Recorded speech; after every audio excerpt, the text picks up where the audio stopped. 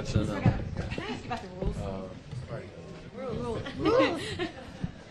So, you all sent something out about like the limitations of Patrick McHenry's rules or powers. But if this stays sort of in an impasse for some, should his they could do two things. When they should elect a speaker, all right, and then they could elect a speaker pro tem. And they could do that with a time limit if they want to.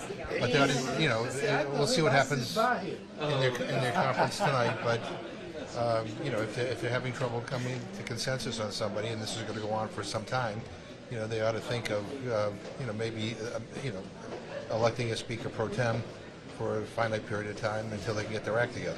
You don't see anything that would allow him to like? No. I mean, the rules are clear. I mean, the legislative history is clear. So, that doesn't. These guys like to break the rules, but the bottom line is that they'd be breaking the rules if they were to, have him behave as a real speaker. What's the point of having this continuation of government policy that went in place after 9/11 then, if really McHenry's just acting as what the clerk did during the January election? So the assumption, this one came about because after September 11th, because in the event that there could be a terrorist attack where the speaker was incapacitated or, was killed. And the thought was going to be that we needed to reorganize quickly, and so somebody would be in charge of bringing everybody together and electing a speaker.